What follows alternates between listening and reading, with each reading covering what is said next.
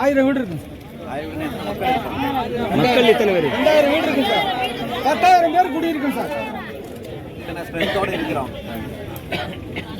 இருந்தாலும் இந்த ஜாதி நடத்துறாங்கன்னா நம்ம இதுக்கு என்ன தீர்வு பண்ணணும்? நம்ம ஒன்றுபடணும். எப்படி ஒன்று எந்த கொடையில சமுதாய ரீதியில் ஒன்றுபடணும். சமுதாயமா தான் இருக்கிறோம், ஜாதியா தான் இருக்கிறோம். பிளவு விட்டு கிடக்கிறனாலதான் இந்த பிரச்சனை. அரசியல் ரீதியாகவும் சமுதாய ரீதியாகவும். எல்லாம் எந்த கட்சியில் இருக்கிறீங்க? அதெல்லாம் எப்படி சொல்றதுன்னு எங்களுக்கு தெரியல. பல கட்சியில ஒன்று இல்ல, இப்பதே ஒன்றா இருக்காங்க. எந்த கட்சி கேளுங்க, நல்லா கேளுங்க. நம்மளுக்கு இருக்கிற ஒரே பாதுகாப்பு சமுதாயமா ஒன்று கூடுறது. சமுதாயமானா வெறும் ஜாதியா தான் நம்ம பல ஆயிரம் வருஷமா இருக்கிறோம்.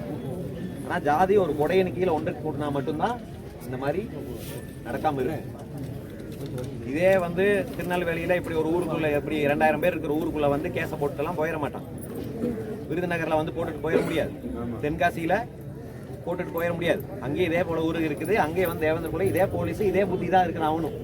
இங்க எந்த போலீஸ்காரன் எந்த ஜாதியில் இருக்கிறானோ அதே ஜாதிக்காரன் தான் அங்கேயும் இருக்கிறான் ஆபீசரா.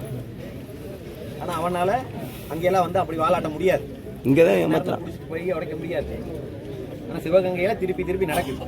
ஒரே ஜாதிக்காரனை போலீஸ்ல இன்ஸ்பெக்டரா எல்லாம் ஒரு ஃபோர்ஸ் ஃபுல்லாவே ஒரே ஜாதியா இருந்தா எப்படி? போன மாசம் அதான் சார் காரணம். மெயின் காரணம் அதான் சார். இங்க உளவுத்துறை ஒரே ஜாதி. 2025 செப்டம்பர் மாசத்துல டாக்டர் ஐயா அவர்கள் வந்து இந்த மாதிரி சிவகங்கை மாவட்டத்துல எல்லா ஸ்டேஷன்லயும் 90% போலீஸ் ஒரே ஜாதியை சேர்ந்தவர்களா இருக்கிறாங்கன்னு லெட்டர் எழுதினார் டிஐஜி. டிஐஜியும் பதில் கொடுக்கிறாரு. நாங்க அப்படி ஜாதி பார்த்தாலாம் போலீஸ்ல வைக்கல, எல்லா ஜாதிக்கும் சமமான வாய்ப்பு தரோம், யாருக்கு எங்க போஸ்டிங் வேணுமோ அங்க கொடுத்துட்றோம். அப்ப அந்த ஜாதிக்காரனுக்கெல்லாம் எங்க போஸ்டிங் வேணுமோ அவன் ஊர்ல அவன் ஜாதியா இருக்கிற இடத்துல கொடுத்துட்டு நம்ம ஆளுங்களை எங்கேயோ காணாத இடத்துக்கு விழுப்புரத்துக்கோ மேலேயோ இங்க அனுப்பிச்சு விட்டுறாங்க. நம்ம ஆளுங்க போலீஸ்ல இருக்கிறாங்கல்ல, எங்கே போடுறாங்க? ஏன் சிவகங்கையில ஏன் இல்ல, ராமநாதபுரத்துல ஏன் இல்ல? அப்படின்னா இதுக்கெல்லாம் நம்ம அரசியலா பல கட்சியில் இருந்து எந்த கட்சியும் வராது. எம்எல்ஏ வந்தாங்க, வந்து உங்களை அந்த மூலையில உட்காருங்கம்பாங்க. அங்க உட்காண்டிங்கன்னா நாளைக்கு அந்த பக்கம் உட்காந்து பந்தல போட்டு மறைச்சிடுவாங்க. நீங்க பாட்டுல உட்காருவீங்க. இப்படிதான் பல பேர் 1 வருஷம் நடந்த போராட்டம் இருக்குது. உடலை வாங்காம 1 வருஷம் நடந்த போராட்டம் எல்லாம் சமீபத்தில் நடந்த போராட்டம் எல்லாம் இருக்குது. இன்னைக்கு கூட இந்த ரோட மறிச்சிருக்கீங்க, வேற ஒரு பிரச்சனை இல்லை, எல்லாரும் வழி மாறி போக விட்டாங்க. அப்படி போயிட்டு தான் இருக்கிறாங்க. எல்லாத்துக்கும் அவங்களுடைய இயல்பு வாழ்க்கை யாருக்கும் பாதிக்கல. அதனாலதான் எஸ்பி பார்க்காம போறாரு. அவங்க அங்க உட்காரட்டுமா, பந்தல போட்டு உட்காரட்டும். எத்தனை நாள் உட்காருவாங்க வேலையை விட்டுட்டு? எத்தனை நாள் உட்கார முடியும்? நம்மளும் வேலைக்கு போகணும், நம்மளுக்கும் இது இருக்குது. அப்ப இவங்க எத்தனை நாள் உட்காருவாங்க? 1 மாசம் உட்காருவாங்களா, 2 மாசம் உட்காருவாங்களா? அதுக்கப்புறம் கூட்டம் கொஞ்சமா கரையும், போய் விட்டுடலாம் அப்படின்னு நினைக்கிறாங்க. இதே மாதிரிதான் சங்கரங்கோயில் வடக்குப்புத்தூர், வடக்குப்புத்தூர் சங்கரங்கோயில்ல வடக்குப்புத்தூர் ஒரு ஊரு. ஒரு வேன் டிரைவர் வேனை இடிக்கிறாரு. இடிச்சதுக்கு அப்பவே 3 போலீஸ்காரங்க வண்டிக்குள்ள ஏறாங்க, கழுத்துல மிதிச்சு சாவடிச்சிட்டாங்க. அரெஸ்ட் எல்லாம் பண்ணல, அங்கேயே வண்டி இடிச்ச இடத்துல இடிச்சு சாவடிச்சிட்டாங்க. அந்த 3 பேரை சஸ்பெண்ட் கூட பண்ணல. அந்த 3 போலீஸ் பேர் இருக்காங்க ஒரே ஜாதியை சேர்ந்தவங்க. இங்க கூட்டிட்டு போனாங்க அதே ஜாதி சேர்ந்தவங்க தான் அவங்க. 3 பேர் யாருன்னு கூட வரல. இதுக்கும் வீடியோ இருக்குது, எல்லாம் டிவிலே வந்துருச்சு. காலில் மிதிச்சு கொள்ற வீடியோ வந்துருச்சு. அப்போ நம்ம இதுக்கெல்லாம் ஒரே தீர்வு. இங்க வந்து அரசியல் பேசுறதுக்காக வரல, அவங்களை கைது பண்ணணும்னு சொல்லலாம். இது வரைக்கும் இந்த ஆட்சியில மட்டும் 25 பேர் போலீஸ்காரங்க கூட்டிட்டு போய் அடிச்சு கொலை பண்ணியிருக்கிறாங்க. 2-3 சிபிஐக்கு மாத்தினாங்க, 7-8 சிபிசிஐடிக்கு மாத்தினாங்க. மீதி இருக்கிறதெல்லாம் ஜுடிஷியல் நீதிபதியோடைய ஆய்வு செய்வாருன்னு மாத்திட்டாங்க. நம்ம போராட்டத்தோட வலிமையை பொறுத்து ரொம்ப பெரிய போராட்டம் தமிழ்நாடு முழுக்க பேசினா சிபிஐ, ஓரளவுக்கு அந்த ஊர் மட்டும் போராடினா சிபிசிஐடி, பெருசா போராடாம வெறும் கொஞ்சம் சமூக வலைத்தளங்களை மட்டும் எழுதுனா நீதிபதி. இதுதான் அவங்க அளவு. இதெல்லாம் ஏதோ கிணத்துல தூக்கி போடுற மாதிரி சிபிசிஐடிக்கு மாத்திட்டோம். சிபிஐயோ சிபிசிஐடியோ போலீஸோ எல்லாரும் ஒரே அமைச்சர் கீழே ஒரே ஆட்கள் கீழே தான் பணி செய்யுது. அதனால சிபிசிஐடிக்கு மாத்துறதுனால எந்த பணியும் கிடையாது. குறைந்தபட்சம் சிபிஐக்காவது மாத்தணுங்கிறத நம்ம கோரிக்கை. அப்படியே சிபிஐக்கு மாத்தி எப்போ போன ஆட்சியில அந்த ஜெயராஜ் பீரிக்ஸ்னு 2 பேரை கொண்டாங்க, சாத்தாங்குளத்தில் அடிச்சு கொண்டாங்க. அந்த கேஸ் சிபிஐக்கு இன்னைக்கு வரைக்கும் வரல. எத்தனை பேர் இந்த போலீஸ்காரங்க அடிச்சு கொண்டிருக்கிறாங்க. ஒரு போலீஸ்காரனை கூட இது வரைக்கும் இந்த நாட்டில் தண்டிச்சது கிடையாது. தமிழ்நாட்டில் அவன் பாட்டில் அடிச்சு கொள்ளுவான், அதை அடிச்சு கொள்றதுன்னா சாதாரண மக்கள் நம்மள தானே அடிச்சு கொள்றான். ஒரு பக்கம் வெட்டுறது நம்ம ஜாதி வெறியில நம்மள தான் வெட்டுறான், அவனை போலீஸ்காரன் பாதுகாத்துக்கிறான். இந்த பக்கம் போலீஸ்காரன் கையிலையும் நம்ம தான் அடிபட்டு சாக வேண்டியதா இருக்கு. அப்போ இந்த பல கட்சிகள் இருக்கிறதுனால நம்மளுக்கு எந்த பயனும் கிடையாது. இவ்வளோ பெரிய ஊர், இவ்வளோ பெரிய ஸ்ட்ரென்த் இருக்கும்போது இங்கே ஒரு கட்சி இல்லாமல் நம்ம ஜாதியாக வந்து என்னைக்காவது உட்காந்து போனால் அது ஈஸியாக அவன் கலைச்சி விட்ருவான். நாளைக்கு இந்த மாதிரி எத்தனையோ போராட்டங்களை நாம் போய் பேசியிருக்கோம். இப்போ முதல்ல ஒரு வாரம் விட்டுருவான், அந்த மக்களோட உணர்ச்சியோட இருப்பாங்க போராட்டமே. நாளைக்கு இந்த ஊருக்குள்ளேயே இருக்கிற ஆளுங்களை வச்சு, கட்சிக்காரங்களை வச்சு கொஞ்சம் கொஞ்சமாக கலைப்பாங்க. பார்த்துட்டு தான் இருக்கிறோம். கொஞ்சம் கொஞ்சமாக கலைச்சு அப்போ அப்படியே ஊருக்கு போவாங்க. 500 பேராக இருக்கிறது 500 மாறும், 100 இருக்கிறது 50 மாறும். கடைசி வரைக்கும் அந்த போலீஸ்காரன் என்ன சஸ்பெண்ட் தான் பண்ணுவானே தவிர அவன் மேலே எஃப்ஐஆர் போடுறதுக்கு வரவே மாட்டான். இப்படி ஒரு கொலை நடந்திருக்குது, தமிழ்நாடு முழுக்க பேசப்படுது.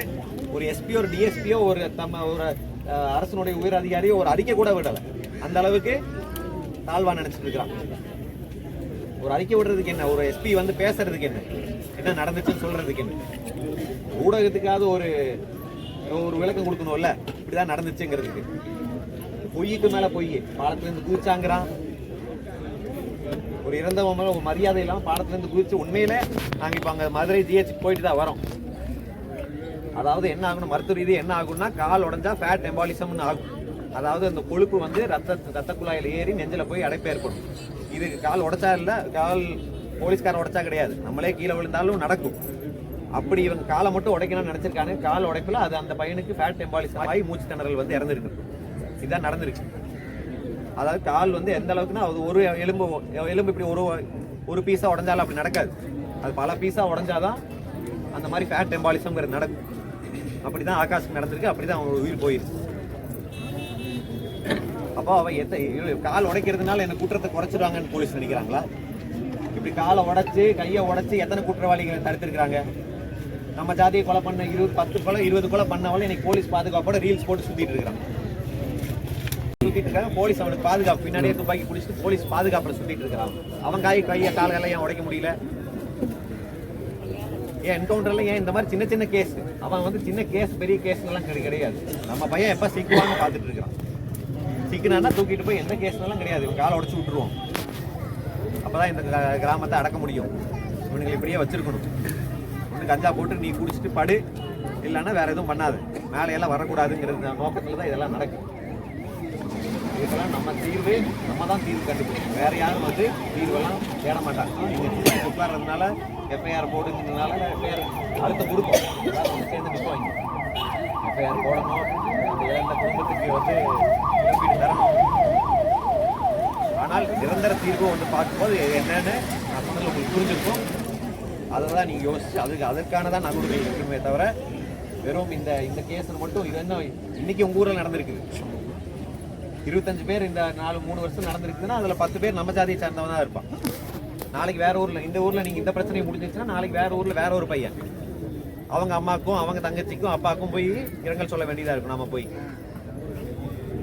அப்போ இது தொடர் கதையாக நடந்துட்டு இருக்கக்கூடாது. தமிழ்நாடு இங்கே மட்டும் இதுக்கு மட்டும் தீர்வு இல்லை. இந்த மாதிரி போராட்டங்கள் இதுக்கு மட்டும் தீர்வு இல்லை. ஒட்டுமொத்த தமிழ்நாட்டில் இன்னைக்கு நான் தேவேந்திர குல வேளாளர் ஒரு பையன் மேலே இனிமேல் கை வைக்கக்கூடாதுங்கிற ஒரு நிலையை உருவாக்கணும். எல்லா ஒரே ஜாதியை சேர்ந்தவங்க ஒரே போலீஸ் ஸ்டேஷன்ல ஏதோ ஜாதி பொறுக்கி சங்கம் நடத்துற மாதிரி போலீஸ் ஸ்டேஷனை மாற்றும். அது குறிப்பா இந்த சிவகங்கை மாவட்டத்துல திருப்பி மீண்டும் நடக்கும். அந்த அஜித்துங்கிற பையன் இப்பதான் செத்தான். அது அவ்வளோ பெரிய இஷ்யூ ஆச்சு. அப்ப கூட ஒரு பயம் இல்லை, இந்த மாதிரி திருப்பி அடிக்க கூடாதுங்கிற அதே மாதிரி ஒரு ஸ்பெஷல் டீம் அதே மாதிரி கூட்டி கொண்டு போய் அடிச்சிருக்கான். அதே டீம்னாலும் அதே ஜாதி தானே, அங்கேயும் அதே ஜாதி தான். ஆனா இறந்தவர் வேற ஜாதி, இங்கே இறந்தவர் நம்ம ஜாதி. ஆனா பண்ணுறது எல்லாமே ஒரே ஜாதி தான். போலீஸா இல்லை என்னது, யாரு கண்ட்ரோல்? எஸ்பி ஐபிஎஸ் படிச்சுட்டு வந்து யாரு கண்ட்ரோல்? ஜாதி கண்ட்ரோல் இருக்கிறதுக்கு ஐபிஎஸ் படிச்சுட்டு வந்திருக்காங்க. இங்க இருக்கிற எஸ்பிக்கு தெரியாதா? டிஎஸ்பிக்கு தெரியாதா? ஐபிஎஸ் படிச்சுட்டு வந்து ஐஏஎஸ் படிச்சுட்டு வந்து ஒரு ஜாதி கூட்டத்தின் கையில ஜாதி கை சொல்றாங்க. கான்ஸ்டபிளா இருக்கிறவங்க, சிறப்பு படையில் இருக்கிறவங்க கையில ஜாதி கயிறு கட்டிட்டு இருக்கிறாங்க. அவனே கட்டி விட்டுருவான் ஜாதி கயிறு. வாகனத்துல அந்த அடையாளம் இதுதான் போலீஸ் இருக்கிற லட்சணமா? பொய் பேசுவான் எல்லாம் தெரியாதா? எப்படி அம்மனுங்க பொய் பேசுவாங்க. அவனுக்கு பிள்ளைகளை காமிக்க சொல்லுங்கண்ணா, வெட்டிடுவோம். எங்க முன்னுக்கு காமிக்க சொல்லுங்க. அதனால இதற்கு தீர்வு நம்ம ஒன்றா நிற்க வேண்டும். ஒரு அடையாளத்துக்கு கீழே, ஒரு தலைமையின் கீழே நில்லுங்க. நம்ம நம்ம இது போன்ற இனிமேல் நடக்கக்கூடாது. ஆகாஷ் மட்டும் கிடையாது, ஆகாஷ் போன்ற ஒவ்வொரு இளைஞர்களுக்கும். ஏன்னா இங்கே கொண்டு போய் சாவடிக்கிறவங்களுக்கெல்லாம் ஏதோ 60 வயசு 70 வயசு கிடையாது. லிஸ்ட் எடுத்து பார்த்தீங்கன்னா எல்லாரும் 25 வயசு 24 வயசு 30 வயசு 40 வயசுக்குள்ள தான். இதெல்லாம் சாகிற வயசு கிடையாது. போய் அடித்து சாவடிக்காம நடக்கல. அதனால் இதுக்கு நிரந்தர தீர்வு காண வேண்டும். அதுக்கு வந்து புதிய தமிழ் கட்சி என்றைக்கும் இந்த மக்களுக்கு துணையாக இருக்கும். நம்ம வந்து இது நியாயம் கிடைக்கிற வரைக்கும் நம்ம போராடி கொண்டு தான் இருக்கோம். என்றைக்கும் நாங்கள் உங்க கூட இருக்கோம்.